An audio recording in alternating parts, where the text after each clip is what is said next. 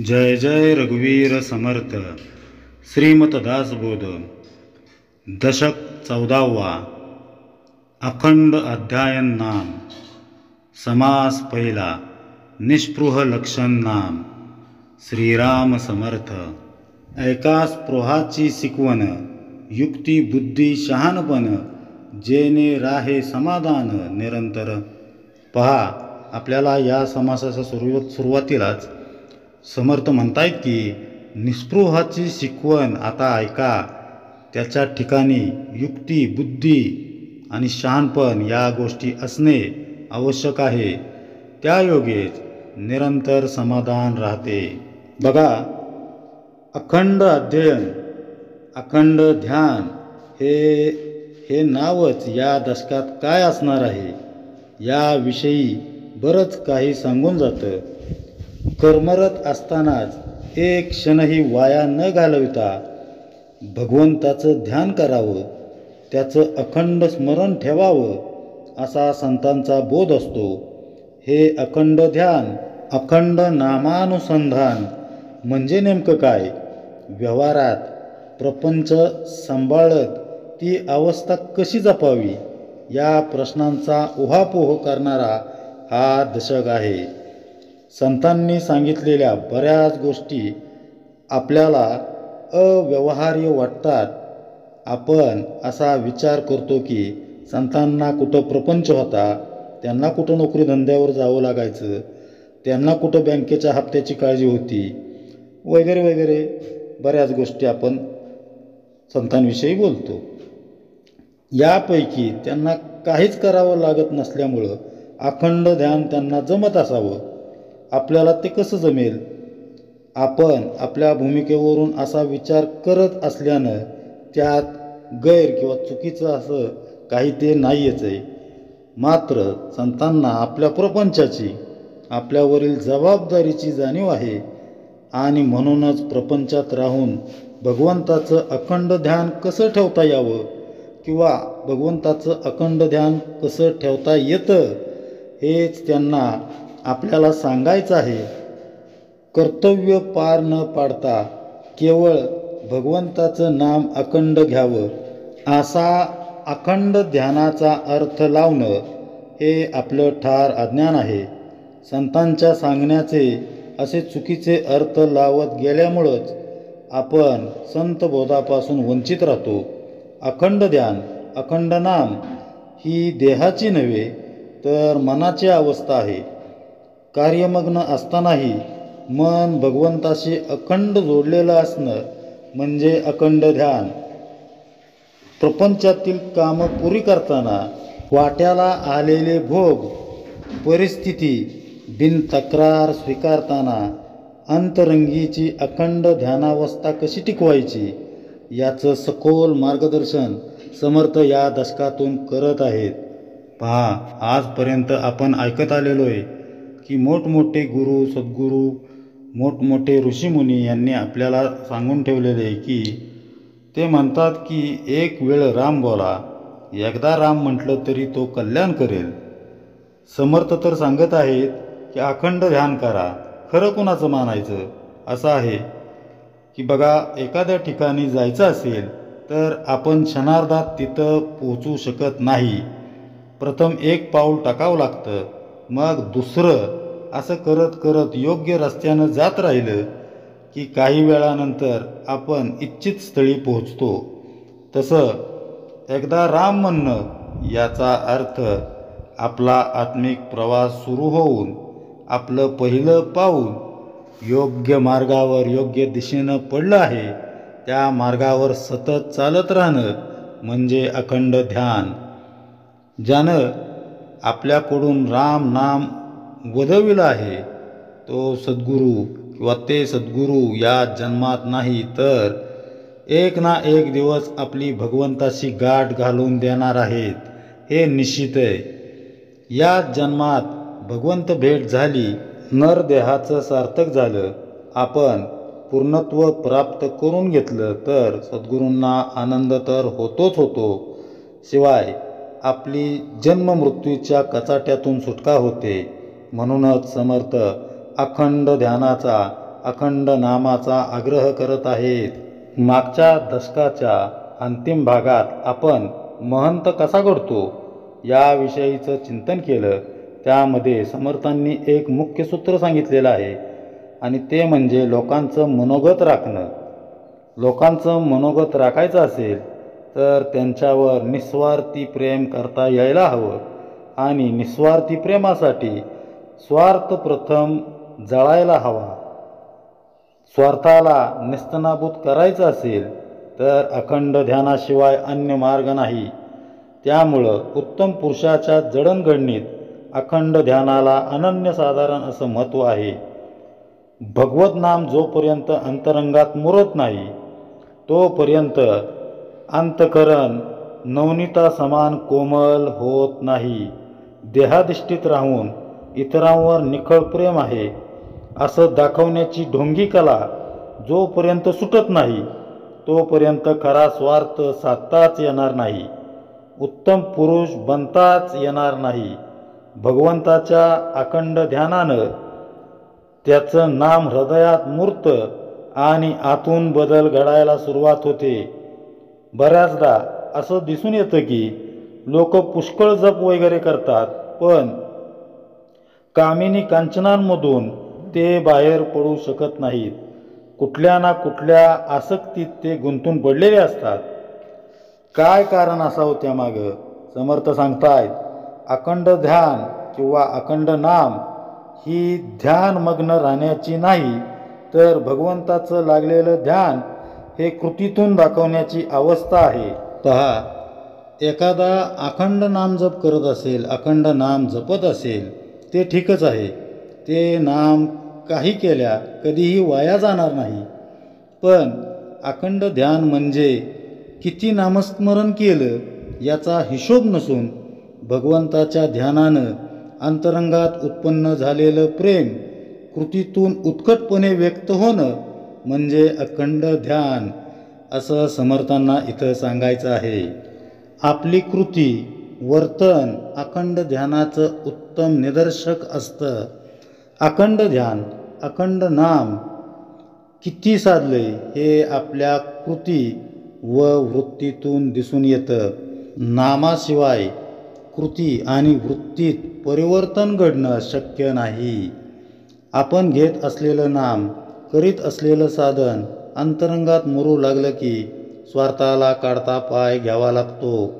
पण बऱ्याचदा असंही दिसतं की साधन करत असून देखील कित्येकांच्या कृतीत वृत्तीत काहीच बदल घडत नाही. मग ते अखंड ध्यानात असल्याचं ढोंग करत आहेत असं म्हणायचं का? तर बिलकुल नाही. मध्यंतरी एका श्रीमतींशी त्यांच्याशी बोलताना एक फार छान असं सूत्र हाती गवसलं. त्या म्हणाल्या, आपण नाम घेतोय पण त्यात आपलं मन लागत नाही म्हणजे ते नाम आपली गत जन्माची पापं जाळत आहे, प्रारब्धरूपी कर्जाचे हप्ते फेडत आहे असं समजावं. जेव्हा नामाची बैठक स्थिरावेल, नामात गोडी वाटू लागेल, तेव्हा समजावं की ते नाम आता आपल्याला भगवंताकडं नेऊ लागलं आहे. भले आज आपली नामाची प्रत तितकी चांगली नसेल, नामानं आपल्या वृत्तीत कृतीत फरक पडत नसेल, पण नाम आपण कदापिही सोडू नये. नाम कसंही घेतलं तरी ते काम करतं हे सर्वांनी ध्यानात ठेवलं पाहिजे. अखंड ध्यानानं अखंड नामात राहिल्यानं वृत्ती व्यापक होऊ लागतात, मन सूक्ष्म बनू लागतं. त्या योगे निखळ प्रेमाचा अंतरंगात उगम होतो. मग त्यावेळी आपण कदाचित वैखरीनं नाम जपत असू किंवा नसू, जपमाळ हाती असेल किंवा नसेल, अंतरात्म्याचं प्रतिबिंब मात्र आपल्या आचरणात दिसू लागतं. आपल्या कृतीमधून त्याचा आविष्कार होऊ लागतो. अखंड ध्यानाचा असा परिणाम समर्थांना अपेक्षित आहे. आपली कर्तव्य कर्म घरदार वाऱ्यावर सोडून ध्यान करा, नाम घ्या असं संतांचं कधीच सांगणं नसतं. उलट हाती प्रपंचाचे काम, मुखी भगवंताचे नाम, ऐसा राम जोडामणी असाच त्यांचा उपदेश असतो. त्या मागचा अर्थ नीट समजावून न घेतल्यानं अखंड ध्यान अखंड नाम अशा शब्दांबाबत आपला वैचारिक गोंधळ उडतो, ते अव्यवहार्य वाटू लागतात. अखंड ध्यान म्हणजे निस्पृह वृत्ती, निरपेक्ष कृती, निरासक्त स्थिती. ही निस्पृहताच अखंड ध्यानाचा पाया आहे. अहो मंदिरवासी जन, तुम्ही ऐकावे वचन, या अभंगातील सद्गुरूंची आज्ञा म्हणजे निस्पृहतेचा सुटसुटीतपणे सांगितलेली लक्षणच आहेत. कोणा मागू नका काही ही निस्पृहतेची उच्चतम अवस्था होय. अखंड ध्यान नामासारखं साधन, याद्वारे निस्पृहता अंगी बांधू लागते आणि त्याद्वारे काय चमत्कार होऊ लागतो ते सांगताना समर्थ म्हणतायत की, श्रीराम समर्थ, एका निस्पृहाची शिकवण, युक्ती बुद्धी शहाणपण, जेणे राहे समाधान निरंतर. सोपा मंत्र परी नेमस्त, साधे औषध गुणवंत, साधे बोलणे सप्रचित, तैसे माझे. म्हणजे मंत्र सोपा आहे पण प्रतीती देणारा आहे. औषध साधे असावे पण ते गुण देणारे असावे. तसे माझे बोलणे साधे असले तरी प्रचितीचेच आहे. तत्काळची अवगुण जाती, उत्तम गुणांची होय प्राप्ती. शब्द औषध तीव्र श्रोती, साक्षेप सेवावे.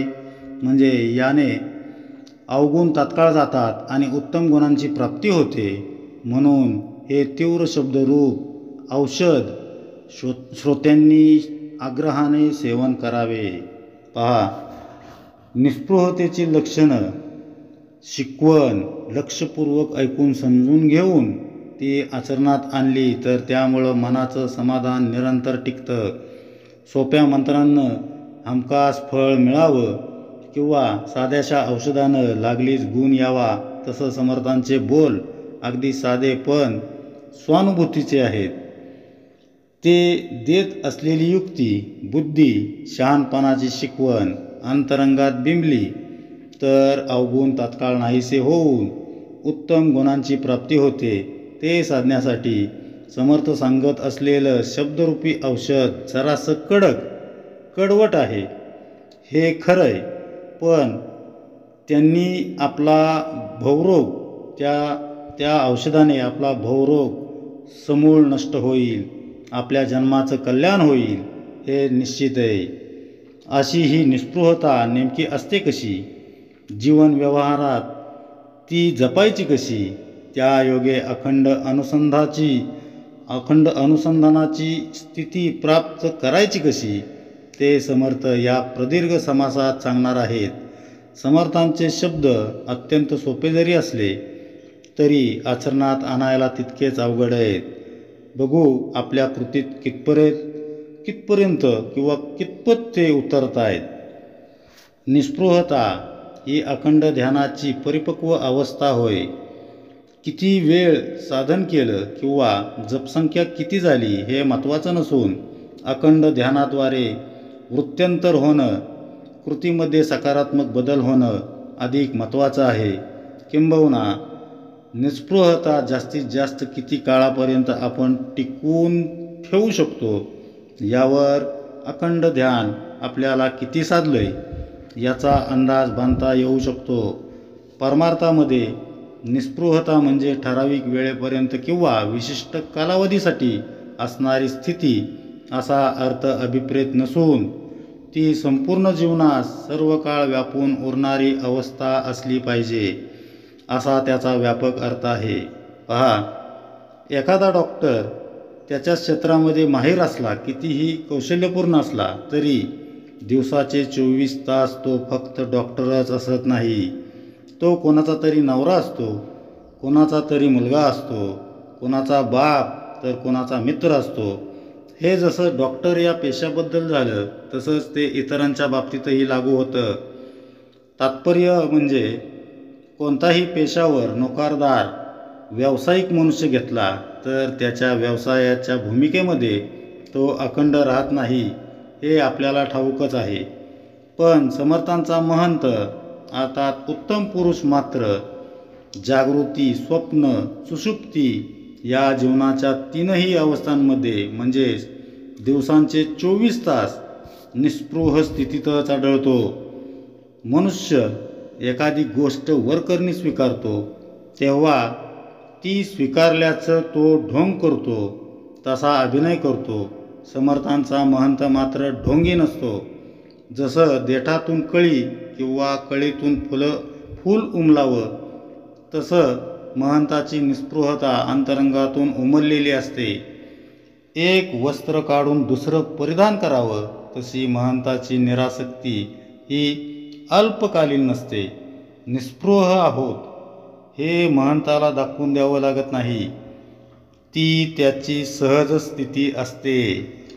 ढोंगी मनुष्य निस्पृहतेचा आव आणून लौकिक मान सन्मान कमावू शकतो. लोकांची वाहवा घेत घेत स्वतःचा अहंकार कुरवाळत बसणारे अनेक जण समाजात पावलोपावली आढळतात. पण खरी निस्पृहता अंगी बांधलेला महंत जगाची पर्वा न करता हृदयस्थ अंतरात्मा काय म्हणेल, त्याच्या नजरेत माझं वागणं योग्य आहे का, असा विचार करत नेहमी आत्मपरीक्षण करत असतो. त्यामुळं निस्पृहता सहज स्वभाव बनावा असं जर वाटत असेल तर स्वतःशी अत्यंत प्रामाणिक असणं खूप अत्यावश्यक आहे. त्याशिवाय निस्पृहता अंगी बांधणं केवळ अशक्य आहे. ज्यानं अंतरंगात सद्गुरूंचे चरण कमल घट्ट धरले आहेत, किंबहुना माझ्या प्रत्येक कृतीचा, माझ्या मनातील प्रत्येक विचाराचा तो साक्षी आहे, अशी ज्याची सहज सुलभ भावना आहे, तो खरा प्रामाणिक होय. प्रामाणिकता कशी असावी? एकदा समर्थांनी त्यांच्या शिष्यांना बोलावून प्रत्येकाकडं एक एक केळ दिलं आणि तुम्हाला जिथं कुणीही पाहणार नाही अशा ठिकाणी जाऊन ते केळ खाऊन या, अशी आज्ञा दिली. एक शिष्य सोडला तर सर्वजण काही वेळातच परत आले. त्या प्रत्येकानं केळ खाल्लेलं होतं. थोड्या उशिरानं का होईना एक शिष्य हातात केळ घेऊन तसंच केळ घेऊन परत आला. त्याला समर्थांनी विचारलं, हे काय, तू अजून केळ खाल्लेलं नाहीस? तुला एकांत असा मिळालाच नाही का? यावर तो शिष्य म्हणाला, गुरुदेव, तुम्ही मला पाहत नाही असं एकही ठिकाण नाही, म्हणून मी हे केळ खाऊ शकलो नाही. हे ऐकून समर्थांनी मोठ्या प्रसन्नतेनं त्याच्या पाठीवरून हात फिरवला. निस्पृहता अशा प्रामाणिकतेतूनच अंगी बांधता येते. सद्गुरूंच्या साक्षीत्वानं म्हणजेच गुरु आपल्यासोबत अखंड आहेत या जाणिवेतून प्रामाणिकता हा गुण आपल्यात संक्रमित होत असतो. नामस्मरण, सद्गुरूंचं अखंड ध्यान, त्यांची अस्तित्व भावना याद्वारे निस्पृहता हृदयात उगम पावते. अशी निस्पृहता जीवनाच्या प्रत्येक अंगाला स्पर्श करून जात असते. हा समास म्हणजे आपण आतून कसे आहोत हे बघण्याचा जणू आरसाच आहे. या आरशात स्वतःला प्रामाणिकपणे निहाळायचं आहे. आपण जीव आहोत तेव्हा आपल्या हातून वारंवार चुका होणं समजू शकतं. तथापि चूक होत आहे हे मान्य करण्याचं सौजन्य तरी किमान आपण दाखवायला हवं ना. होत असलेल्या चुका सुधारत जीवन घडवण्याचा कसोशीनं प्रयत्न करायला नको का? तसं झालं तरच परमार्थिक उन्नती करून घेण्याची एक संधी आपण स्वतःला उपलब्ध करून दिल्यासारखं होईल. मीच सदैव बरोबर आणि इतर सगळे चुकीचे अशा अहंकारी भावनेमुळं प्रगतीचा मार्ग आपण आपल्याच हातांनी बंद करून टाकतो. तेव्हा अंतरंगात उतरून स्वतःला तपासण्याची कला या समासातून शिकवून घ्यायला हवी. समर्थ पुढे म्हणतात, निस्पृहता धरू नये, धरली तरी सांडू नये, सोडली तरी हिंडू नये. ओळखीमध्ये म्हणजे आधी निस्पृहता धरू नये आणि एकदा का धरली तर ती सोडू नये. समजा यदा कदाचित सुटली किंवा सोडली तर निदान ओळखीच्या लोकांमध्ये हिंडू नये. पहा, निस्पृहता अंगी बाणायची का नाही हा ज्याचा त्याचा प्रश्न आहे. पण परमार्थात अग्रेसर राहून परमतत्वाशी तदाकार व्हायचं असेल तर निस्पृह वृत्तीला पर्यायच नाही. निस्पृहता अग्निदिव्याहून कमी नाही आहे. त्यामुळं समर्थ सांगून ठेवतात, एक तर निस्पृहता धरू नका आणि धरली तर सोडू नका. यदा कदाचित ती जर सोडायची वेळ आलीच तर ओळखीच्या लोकांमध्ये अजिबात वावरू नका. विकृत तीव्र भोगेच्छा मग ती कुठलीही असो पूर्णपणे सोडायला हवी. ज्या योगे वासना बळकट होऊ शकते त्या सर्व गोष्टींचा त्याग करायला हवा. हे आपल्याला या चर्चेतून सार समजते आणि या चर्चेचं हेच सार आहे. परमार्थात आपल्याला मागं खेचणारी अजून एक वस्तू म्हणजे पैसा. भल्या भल्यांचा, अगदी आध्यात्मिक क्षेत्रात अधिकारी असणाऱ्या व्यक्तींचा देखील तो केव्हा घात करेल याचा काही नेम नसतोय. पैशासाठी लोक कोणत्या थराला जाऊ शकतात हे आपण बातमीपत्रातून, वर्तमानपत्रातून छापून आलेल्या किंवा आजूबाजूला घडणाऱ्या घटनांमधून पाहत आलेलोच आहे किंवा आपण पाहतो. पैशानं आपले हात काळे करून घेऊ नयेत असं सद्गुरू ते म्हणत पैसा हा भूतासारखा आहे. त्याच्याकडून काम करून घेतले तर तो उपयोगी आहे, पण ते न केले तर तो उरावर बसतो. परद्रव्य विष्ठे समान माना असं सांगताना सद्गुरू एका अभंगात म्हणतात, भाव ठेवा रामापायी, कोणा मागू नका काही. पहा, निस्पृह पुरुषानं कोणते गुण अंगीकारावेत ते सांगताना समर्थ प्रथमतः स्त्री आणि पैसा या दोन विषयांवर त्यांची परखड मतं व्यक्त करत आहेत. स्त्री याचा अर्थ इथं विकृत काम वासना किंवा भोगेच्छा असा घ्यायचा आहे. मग ती स्त्रीची असू शकेल किंवा पुरुषाची.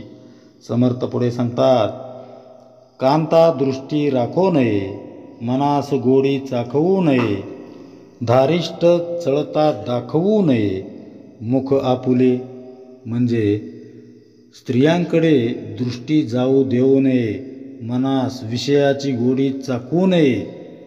समजा धारिष्ट चळले तर तेथून सरळ निघून जावे, कोणाला आपले तोंड दाखवू नये. पहा, समर्थांनी किती छान अशी शिकवण दिलेली आहे. बघा, शास्त्राला धर्माला अनुसरून नसणारी कामवासना, भोगेच्छा म्हणजे भोगाची इच्छा ही विकृती होय. मुख्यतः शारीरिक आकर्षणातून निर्माण होणारी स्वैर भोग लालसा आज समाजाच्या प्रत्येक वर्गात पावलोपावली आढळून येऊ लागलेली आहे. वर्तमानपत्रातील रकानेच्या रकाने अशा बातम्यांनी भरलेले असतात. संत मात्र स्त्रीला वंदनीय मानतात. परस्त्री माते समान माना असा त्यांचा बोध आहे. कारण भोगांतून बाहेर पडलेला जीवात्माच हळूहळू सतेज होत जीव ते शिव हे स्थित्यंतर घडवून आणू शकतो. जीवात्माच जर काम वासनेमध्ये अडकला तर शिवापर्यंत त्याचं उदत्तीकरण होणार तरी कसं. म्हणून उत्तम पुरुषानं स्त्रियांकडं आशाळभूतपणे वकवकलेल्या नजरेनं पाहू नये. तसंच काम वासनेच्या तृप्तीतून होणाऱ्या आनंदाची चटक मनास लावू नये असं समर्थ बजावत आहेत. इतकं करूनही दुर्दैवानं मनाचा समतोल ढळलाच तर आपलं तोंड लोकांना दाखवू नये असं बजवायलाही ते विसरत नाहीत. एक थोर कीर्तनकार असे होते की ते असे म्हणायचे की कीर्तन प्रवचन करताना बऱ्याचदा ते मान वरही करत नसत. कारण न जाणो नजर कुठल्या स्त्रीवर पडली आणि मनात अल्पसा विकल्प निर्माण झाला तर म्हणजे बघा, ही संत मंडळी किती दक्षतेनं अंतरंगीच्या प्रवृत्ती सांभाळतात ते. स्त्रीकडं बघण्याचा भोगवादी दृष्टिकोन आपल्याला उत्तम पुरुष बनवू देत नाही. म्हणूनच समर्थांनी हा मुद्दा सर्वप्रथम घेतलेला दिसतो. समाजाच्या सध्याच्या मानसिकतेचा विचार केला तर पुरुषानं काम वासनेविषयी किती संयम राखायला हवा हे आपल्या लक्षात येईल.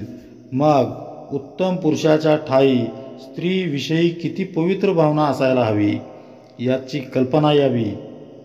मी त्यातला नाही असं भासवून किंवा मी काम वासनेच्या आहारी गेलेलो नाही असं दाखवणारी जवळजवळ सगळीच बरीचशी मंडळी असतात. समाज कदाचित त्यांना उत्तम मानेलही, पण त्यांच्या हृदयस्थ वसणारा अंतरात्मा आत्माराम या ढोंगीपणाचा साक्षी असतो आणि तो अशा मंडळींना सपशेल नापास करतो. स्त्रीविषयक भोगवादी लालसेमुळं आपण परमार्थात मागं पडतोय हे ती मंडळी समजूनच घेत नाहीत.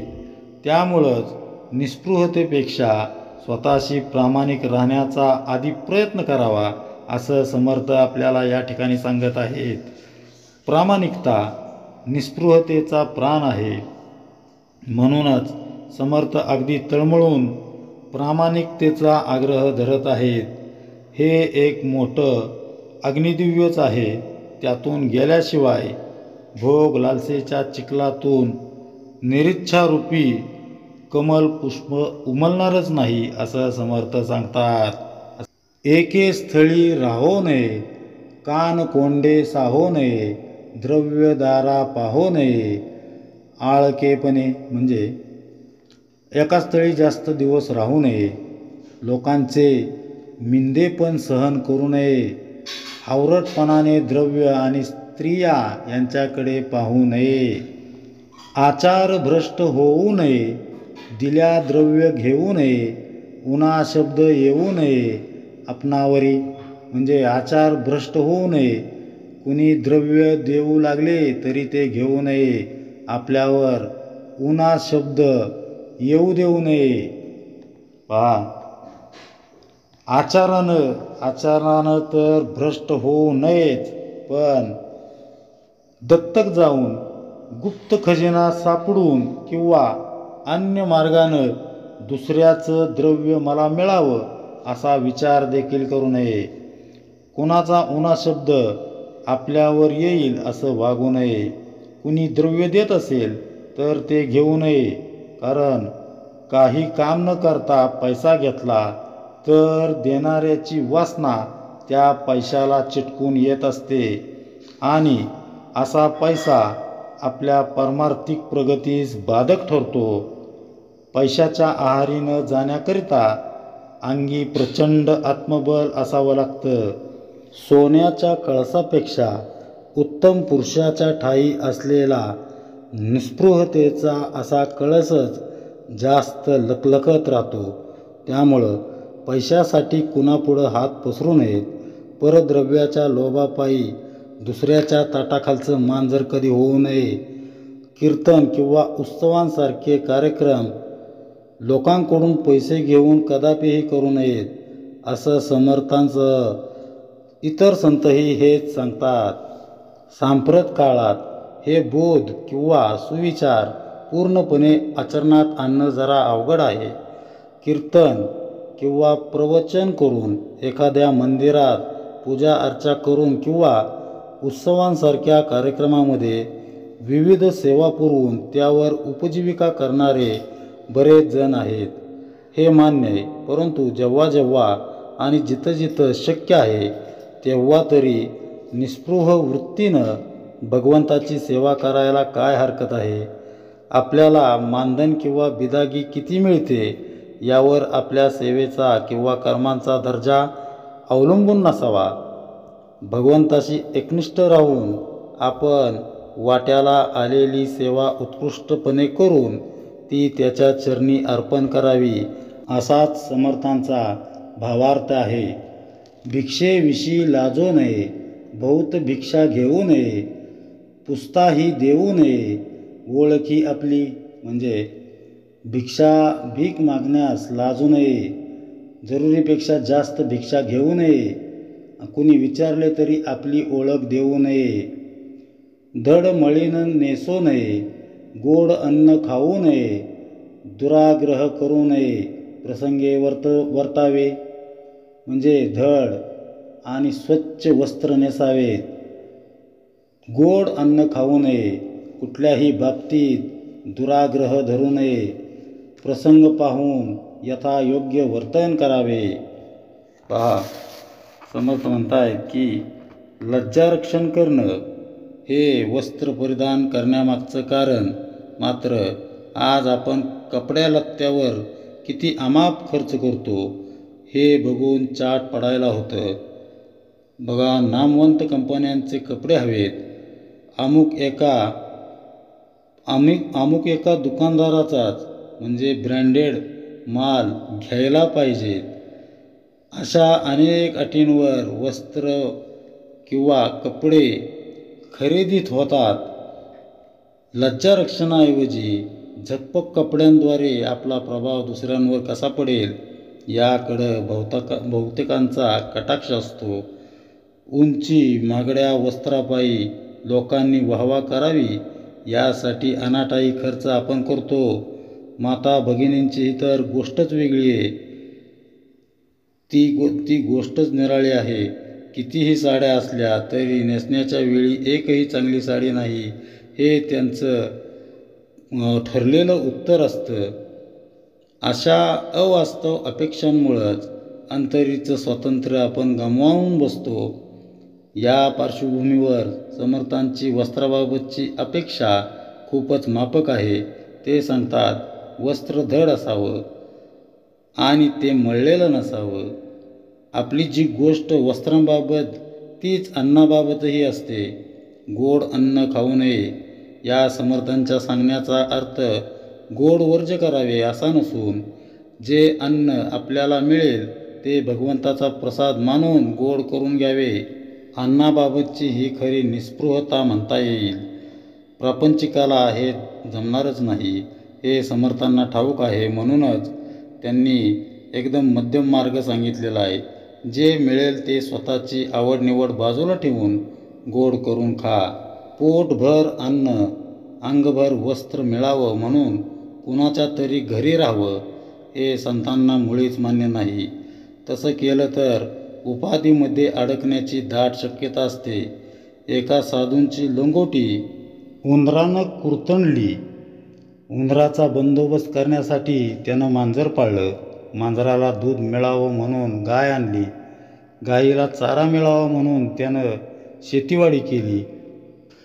शेतात राबणाऱ्या लोकांना खायला प्यायला देण्यासाठी, निगराणीसाठी घरचं कोणीतरी हवं म्हणून तो साधू बोहल्यावर चढला, म्हणजे त्यानं लग्न केलं. अशा रीतीनं ब्रह्मचारी असणारा साधू उपाधींमध्ये अडकत गृहस्थाश्रमी झाला. म्हणूनच समर्थ आपल्याला हा बोध सांगत आहेत. समर्थ पुढे म्हणतात, भोगी मन असो नये, देह दुःखे त्रासो नये, पुढे आशा धरो नये, जीवित्वाची म्हणजे भोगाच्या ठिकाणी मन आसक्त असू नये, देह दुःख प्राप्त झाले असता त्रासू नये, पुढे जीवित्वाची आशा धरू नये. बघा, आपल्या पारतंत्र्याची कारणंच या ओवीमध्ये समर्थांनी सांगितलेली आहेत. आपल्या मनाला सतत सुखाची आस लागून राहिलेली असते. कायम सुख कसं मिळेल याशिवाय दुसरा विचारच आपल्या मनाला शिवत नाही. अशा सुख लालसेपोटी अनेकदा आपली ओशाळल्यागत अवस्था होते. हेच पाहना की एक मालक नोकरावर अनेकदा विनाकारण चिडतो. दुसऱ्याचा राग हाताखालच्या सहकार्यावर काढला जातो. काही वेळेस अपमानही सहन करावा लागतो. अर्थात अशा घटना सरसकट नाही पण अपवादात्मक असतातच, हे खरं. पण तसं घडूनही आपण नोकरी किंवा कामधंदा लागलीच सोडून देतो का? अशा प्रसंगी आपण ओशाळतो, कारण ताबडतोब नोकरीधंदा सोडून दिला तर अर्थार्जन थांबेल आणि पैशाअभावी आपल्या देहाचं सुख ओसरेल ही भीती असते. म्हणजेच देहसुखाच्या संकुचित कोशातून आपण बाहेर पडू इच्छित नाही. तेच आपल्या पारतंत्र्याचं कारण असतं. थोडंसंही देहदुःख आपल्याला सहन होत नाही. देहतापानं आपण लगेचच हतबल होतो, निराश होतो. देहदुःखाला न कंटाळणं हे निस्पृहतेचं लक्षण असल्याचं समर्थ सांगतात. ज्या स्थितीत भगवंतानं आपल्याला ठेवलं आहे त्या स्थितीत आनंदानं राहायला शिकलं पाहिजे. म्हणजे चहूकडून जरी देहाला दुःख होत असलं तरी त्यामुळं अंतःकरण मात्र त्रासून जात नाही. अंतरीचा आनंद तसाच अबाधित राहतो. पारतंत्र्याचं अजून एक कारण म्हणजे मृत्यू हेच अंतिम सत्य आहे. याचा आपण स्वीकार केलेला नसतो. अहोरात्र सुखाची अपेक्षा, देहदुःखानं त्रस्त मन आणि आणखी जगण्याची अभिलाषा आपल्याला पारतंत्र्यात ढकलतात. तसं न होण्यासाठी निस्पृहता अंगी बांधणं अगत्याचं ठरतं. सुखाची अपेक्षा येते कुठून याचा थोडा विचार करून बघूया. त्यासाठी आपल्या गरजांपासून सुरुवात करू. अन्न, वस्त्र, निवारा या आपल्या मूलभूत गरजा आहेत. या किमान पक्षी पुऱ्या व्हाव्यात अशी अपेक्षा असते. मात्र आपली त्याबाबतची स्थिती कशी असते यावर समर्थ पुढे भाष्य करत आहेत. समर्थ म्हणतात, विरक्ती गळो देऊ नये, धारिष्ट चळो देऊ नये, ज्ञान मळीन होऊ नये, विवेक बळे. म्हणजे विरक्ती कधी कमी होऊ देऊ नये, धारिष्ट कधी सोडू नये, विवेकाच्या बळावर ज्ञान कधी मलिन होऊ देऊ नये, करुणा कीर्तन सोडू नये, अंतर्ध्यान मोडू नये, प्रेमतंतू तोडू नये, सगुण मूर्तीचा म्हणजे कीर्तन करून देवाला आळवणे कधीही सोडू नये, अंतर्यामी भगवंताचे ध्यान केल्याशिवाय कधी राहू नये, सगुण मूर्तीच्या ठिकाणी जडलेला प्रेमाचा धागा कधी तोडू नये. पहा, अंतरंगातील भगवंताचं अखंड ध्यान कधीही मोडून देऊ नये.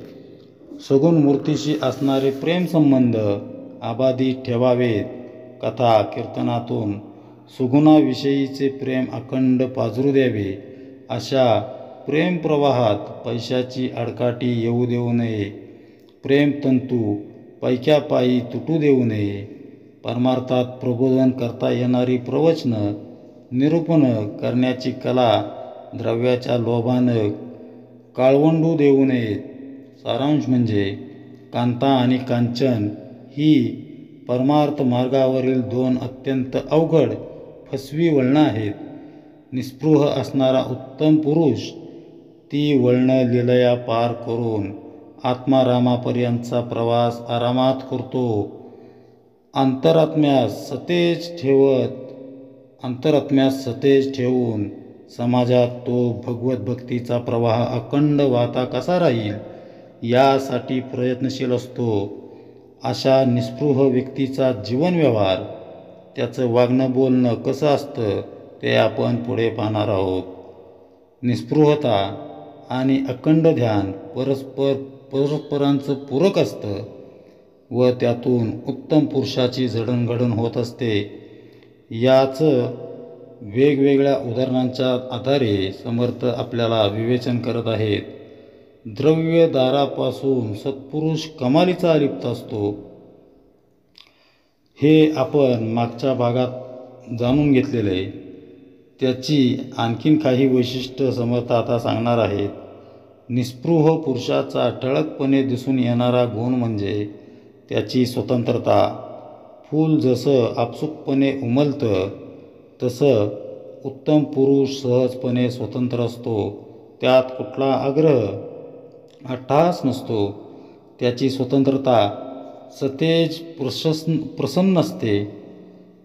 आपल्याला मात्र स्वातंत्र्य या शब्दाचा खरा अर्थच ठाऊक नाही. 1947 साली आपल्या देशाला, भारताला स्वातंत्र्य मिळालं. एवढाच काय तो स्वतंत्रतेचा आपल्याला असलेला संबंध किंवा त्याच्याशी स्वतंत्रता या शब्दाशी आपला आलेला संबंध. पाश्चिमात्यांचं अनुकरण करता करता आपल्याकडील बरेच जण स्वातंत्र्य या शब्दाचा अर्थ काहीही करण्याची मोकळीक किंवा स्वैराचार असा घेऊ लागलेले आहेत. त्यामध्ये चंचलवादी वृत्तींची भर पडते. त्यामुळं स्वातंत्र्य याचा खरा अर्थ काय हे आपल्याला उमगतच नाही. निस्पृहतेचं मूर्तिमंत उदाहरण असणाऱ्या महादेवाच्या स्वतंत्र अवस्थेचं रुद्राष्टकामध्ये फार सुंदर असं वर्णन केलेलं आहे. रामचरितमानसच्या उत्तरकांडात तुलसीदासांनी ते अधिकृत करताना म्हटलेलं आहे, निज निर्गुण निर्विकल्प निरीह चिदाकाश मादाकाशावस भजे सहम. निज स्वरूपामध्ये याचा अर्थ आहे की निज स्वरूपामध्ये स्थित असलेल्या म्हणजेच गुणांच्या विकल्पांच्या पलीकडं भेदरहित इच्छारहित तसंच चिदाकाशात वास करत असलेल्या शिवजींना मी नमन करत आहे. निज म्हणजे जो स्वरूपात ब्रह्मान आहे, जो दृश्याच्या आसक्तींच्या बंधनात अडकलेला नाही आहे, आनंदासाठी जो दुसऱ्यावर अवलंबून नाही असा शंकर खरा स्वतंत्र होय. अंतरंगाची अशी स्वतंत्र अवस्था असेल तरच त्याचं समाधान अभंग राहतं. हे स्वातंत्र्य आम्हा प्रत्येकाचा मूलभूत अधिकार आहे, पण आपणच आपल्या हातांनी ते घालवून बसतो. मनात उत्पन्न होणाऱ्या अनिर्बंध इच्छा आपलं स्वातंत्र्य हिरावून घेत असतात. पोटी चिंता धरू नये, कष्टे खेद मानू नये, समयी धीर सोडू नये. काही केल्या म्हणजे पोटात कुठलीही चिंता करू नये, कष्ट झाले तरी खेद मानू नये, कुठलाही कठीण प्रसंग ओढवल्यावर काही झाले तरीही धीर सोडू नये. पुढे समर्थ आपल्याला म्हणतायत की अपमानिता सिनो नये, निखंदिता कष्टो नये, धिकारिता झुरो नये. काही केल्या म्हणजे कुणी जर अपमान केला तर शीन मानू नये, कुणी निंदा केली तरी कष्टी होऊ नये, कुणी धिक्कार केला तरी मनातल्या मनात झुरू नये. लोकलाज धरू नये, लाजविता लाजो नये, खिजविता खिजवू नये. विरक्त पुरुषे म्हणजे लोकांची लाज धरू नये, त्यांनी मुद्दाम लाजवण्याचा प्रयत्न केला तरी लाजू नये, खिजवण्याचा डिवचण्याचा प्रयत्न केला तरी विरक्त पुरुषाने कधीही चिडू नये. शुद्ध मार्ग सोडू नये, दुर्जनांशी तंडू नये, संबंध पडो देऊ नये. चांडाळाशी म्हणजे शुद्ध आचरणाचा मार्ग सोडू नये, दुर्जन माणसाशी वादविवाद भांडण करू नये, नीच माणसांशी शक्यतो संबंधच येऊ देऊ नये, तपिळपण धरू नये, भांडविता भांडू नये, उडविता उडवू नये. निजस्थिती आपुली म्हणजे तापटपणा करू नये, म्हणजे रागीटपणा करू नये. कुणी मुद्दाम भांडण लावून देण्याचा प्रयत्न केला तरी आपण भांडू नये. आपली निजस्थिती उडवून देण्याचा कुणी जर प्रयत्न केला तरीही ती उडवून देऊ नये. हसविता हसू नये, बोलविता बोलू नये, चालविता चालवू नये. क्षणक्षणा म्हणजे कुणी हसवण्याचा प्रयत्न केला तर उगीचच्या उगीच आपण हसत बसू नये. मुद्दाम कुणी बोलते करण्याचा प्रयत्न केला तरी बोलू नये. क्षणोक्षणी लोक चालवतील तसे चालू नये. एक वेश धरू नये, एक साज करू नये, एक देशी होऊ नये. भ्रमण करावे म्हणजे नेहमी एकच वेश धारण करू नये. वागण्याची एकच ठेवण असू नये. एक देशी राहू नये, नित्य भ्रमण करीत राहावे. सलगी पडो देऊ नये, प्रतिग्रह घेऊ नये, सभेमध्ये बैसू नये. सर्व काळ म्हणजे कुणाशीही सलगी जवळीक करू नये. दान कधी घेऊ नये, सदा सर्व काळ लोकसमुदायात बसू नये, नेम अंगी लावू नये, भरवसा कोणास देऊ नये, अंगीकार करू नये नेमस्थपणाचा, म्हणजे कुठलाही नियम अंगी लावून घेऊ नये, कुणाला जामीन राहू नये. नीतिनियम म्हणजे नियमितपणाच्या बंदिस्त आपण राहू नये, नित्य नियम सांडू नये, अभ्यास बुडू देऊ नये, परतंत्र होऊ नये. काही केल्या म्हणजे आपला नित्यनियम कधीही सोडू नये, रोजच्या रोज अभ्यास करावा, त्यात चूक होऊ देऊ नये. काहीही झाली तरी पारतंत्र्य म्हणजे पारतंत्र्यात जाऊ नये, पारतंत्र्य होऊ नये, स्वतंत्रता मोडू नये, निरापेक्षा तोडू नये, परापेक्षा होऊ नये. क्षणाक्षणा म्हणजे आपली स्वतंत्रता जतन करावी, नेहमी निरपेक्ष असावे आणि क्षणाक्षणाला दुसरा मदत करील ही अपेक्षा कधीही करू नये. वैभव दृष्टी पाहू नये, उपाधी सुखे राहू नये, एकांत मोडू देऊ नये.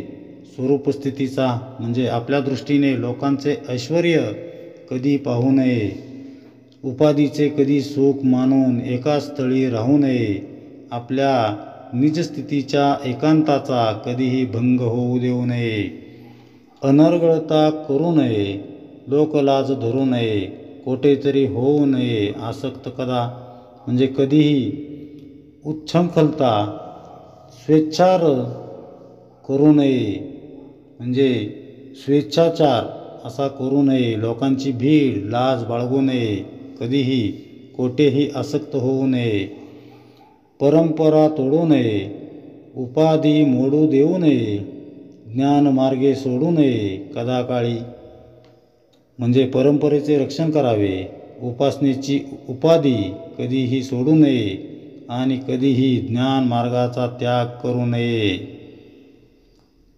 कर्म मार्ग सोडू नये, वैराग्य मोडू देऊ नये, साधन भजन खोडू नये कदाकाळी म्हणजे कर्ममार्गांचे यथासांग आचरण करावे, आपले वैराग्य नेहमी जतन करावे, समाधान साधनात आणि भजनात कधीही खंड पडू देऊ नये, अतिवाद करू नये, अनित्य पोटी धरू नये, रागेभरी भरू नये, भलतीकडे म्हणजे अतिवाद करू नये, अन्याय पोटी धरू नये, रागाच्या भरीला पडून भलतीकडे वाहत जाऊ नये, न मनी त्यास सांगू नये, कंटाळवाने बोलू नये, भोवसाल असू नये, एके स्थळी म्हणजे जो आपले ऐकत नसेल त्याला सांगायला जाऊ नये, लोकांना कंटाळवाने वाटेल असे बोलू नये, एका स्थळी अनेक वर्षे राहू नये,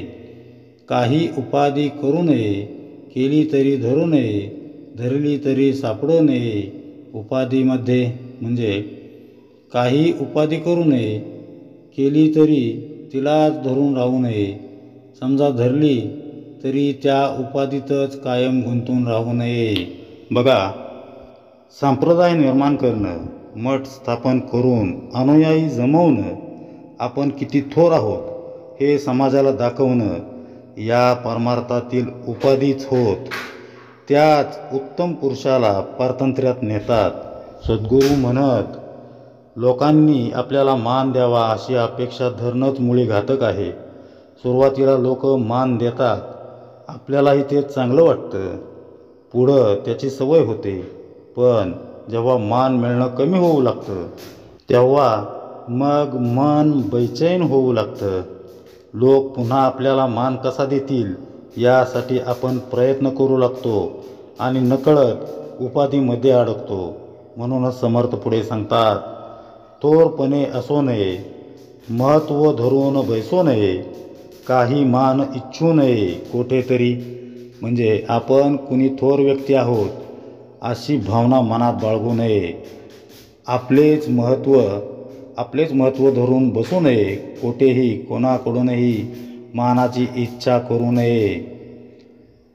साधेपण सोडू नये, सानेपण मोडू नये, बळात्कारे जोडू नये, अभिमान अंगी म्हणजे आपला साधापणा सोडू नये, लहानपणा मोडू नये आणि बळेच एखाद्या अंगी अभिमान येऊ देऊ नये. पहा, जो उत्तम पुरुष बनू पाहतोय त्याला या दोन्ही ओव्यांद्वारे समर्थ जणू इशाराच देत आहेत. मी कोणीतरी आहे ही अहमभावना परतंत्र्यास कारणीभूत होते. ती भावना त्याजून मी कोणाचा तरी आहे, म्हणजे सद्गुरू चरणींचा किंकर आहे, प्रभू रामांचा दास आहे, अशी शरण भावना ठेवावी. स्वतःचं मोठेपण मिरवणं म्हणजे निस्पृहतेपासून दूर जाणं. म्हणूनच संत तुकाराम महाराज सांगून गेलेत, लहानपण देगा देवा, मुंगी साखरेचा रवा. मीपणाच्या अहंतेपायी आपण स्वातंत्र्य घालवून बसतो. लोकांकडून मान सन्मानाची अपेक्षा करतो. अहमभावाला पळवून लावण्यासाठीचा उपाय सांगताना समर्थ म्हणतात, साधेपण सोडू नये, लहानपण मोडू नये, जबरदस्तीने अभिमान अंगी चढू देऊ नये. समर्थ पुढे सांगतात, अधिकारे विन सांगू नये, दाटून उपदेश देऊ नये, कान कोंडा करू नये, परमार्थ कदा. म्हणजे समर्थ म्हणतायत की आपला अधिकार असल्याशिवाय कुणालाही काही सांगायला जाऊ नये. एखाद्याला त्याची इच्छा नसताना उपदेश देऊ नयेत. मिंदेपणाने कधी परमार्थ करू नये. बघा, समर्थांना काय म्हणायचं आहे. समर्थ म्हणतायत की निस्पृहानं जो योग्य असेल त्यालाच उपदेश करावा, तेही बळजबरीनं नको. मिंदेपणाचा परमार्थ तर नको असंही ते सांगतायत. उपदेश करण्याचा अधिकार केवळ संतांनाच असतो हे आपण या अगोदर पाहिलेलंच आहे. तेव्हा निस्पृहानं कुणाला उपदेश करण्याच्याही भानगडीत पडू नये. लोकांना सुधारण्यास सांगण्यापेक्षा स्वतःच सुधारणा करणं व उच्च कोटीची निस्पृहता लवकरात लवकर अंगी बाणवणं केव्हाही श्रेयस्कर असतंय. तरच खरं स्वातंत्र्य अंतरंगात अनुभवू शकता येतं. पहा, तब्बल 80 ओव्यांच्या या प्रदीर्घ समासातील एक ओवी वेगवेगळ्या चिंतनाचा विषय आहे. आरशात आपलं प्रतिबिंब पाहावं, तसं या समासाच्या आधारे आपण आपलं अंतरंग न्याहाळावं.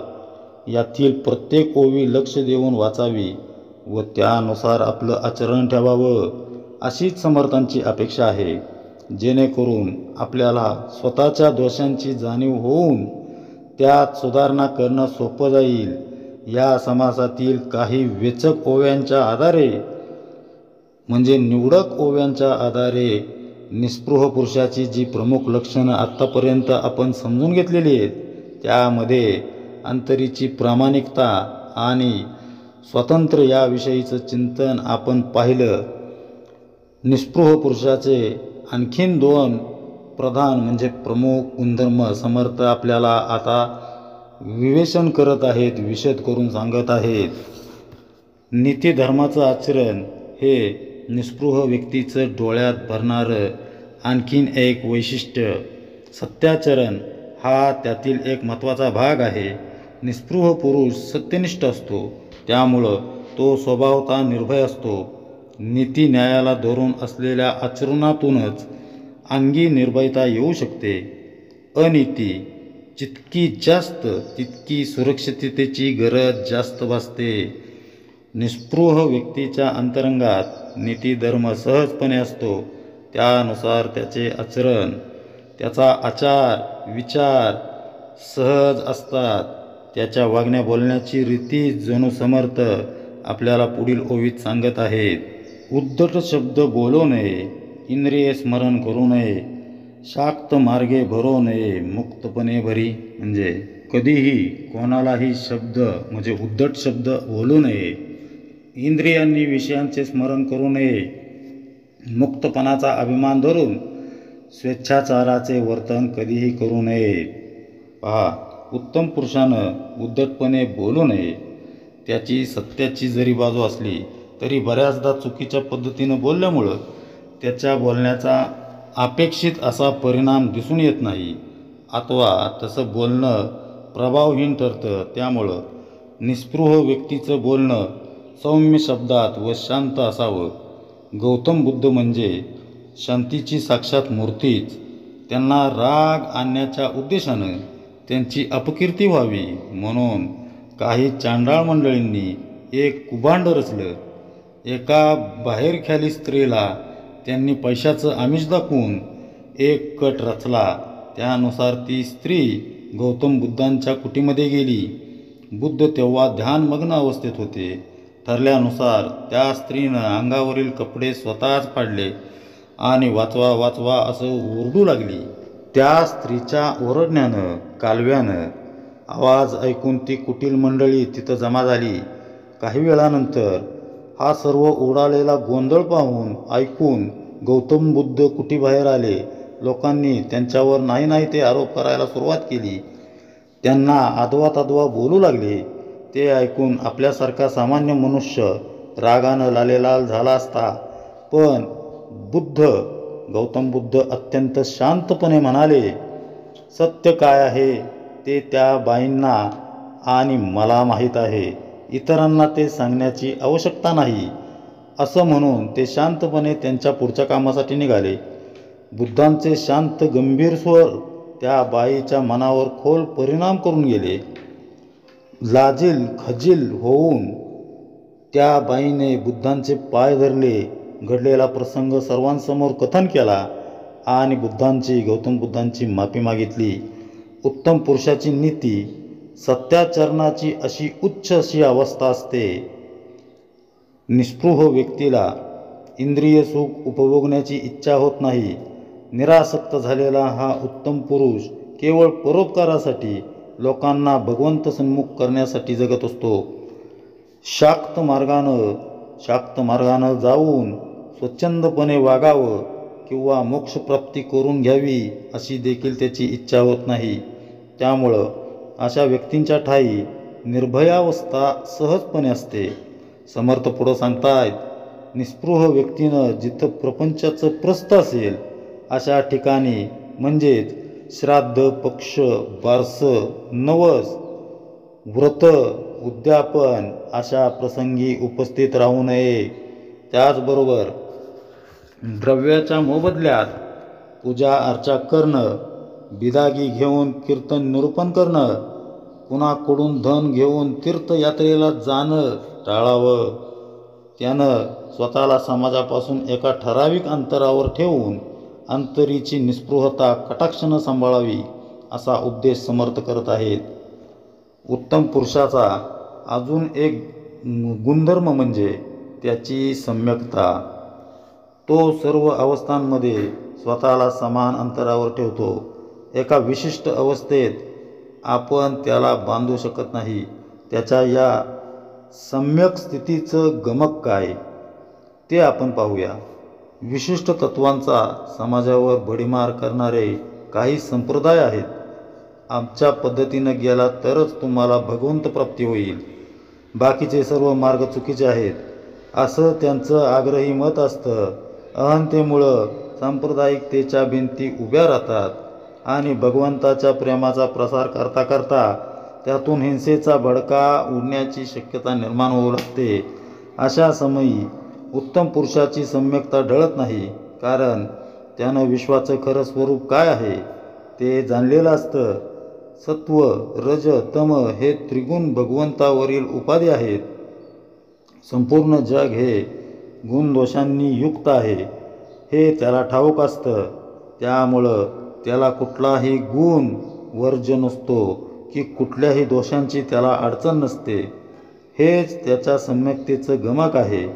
सत्य अनेकदा दाह निर्माण करणारं असतं, पण विवेकाच्या मदतीनं उत्तम पुरुष समयसूचकता दाखवून प्रसंगानुरूप सम्यकतेनं परिस्थिती हाताळत असतो किंवा तो हाताळताना दिसतो. उत्तम पुरुषानं उपाधीमध्ये अडकू नये असं समर्थांनी या अगोदरच सांगितलेलं आहे. पण याचा अर्थ त्यानं गावाबाहेर जाऊन एकट्यानं राहावं असा मात्र नव्हे. उपाधीविषयी अधिक उद्बोधक करताना समर्थ पुढे सांगतात, बहु उपाधी करू नये, उपाधी विन कामा नये, सगुण भक्ती सोडू नये, विभक्ती खोटी. म्हणजे फार उपाधी करू नये पण उपाधीच करायची नाही असेही होऊन देऊ नये. त्याने सगुण भक्ती कधी सोडू नये. भगवंताशी द्वैत अथवा वेगळेपणा नसावा, तसा असणे योग्य नव्हे. पहा, समर्थ म्हणताय, निस्पृहानं फार उपाधी वाढवू नयेत आणि उपाधी वाचून राहूही नये. उपाधीमध्ये असूनही मी पण करते पण विरून गेलेलं असल्यामुळं उत्तम पुरुषाला उपाधी असली काय आणि नसली काय दोन्हीही सारखं. त्यानं सगुण भक्ती सोडू नये. सगुण भक्तीत भक्त व देव वेगळेपणानं दिसतात, पण निस्पृहानं अंतर्यामी मात्र भगवंताशी तदाकार असावं. बहुसाल निजो नये, बहुत निद्रा मोडू नये, बहुनेम धरू नये, बाष्कळ खोटे. म्हणजे पहा, समर्थ म्हणतायत, फार वेळ झोपू नये आणि निद्रा न घेताही राहू नये. फार नेम धरू नयेत, पण नेमरहित राहणेही अयोग्य होय.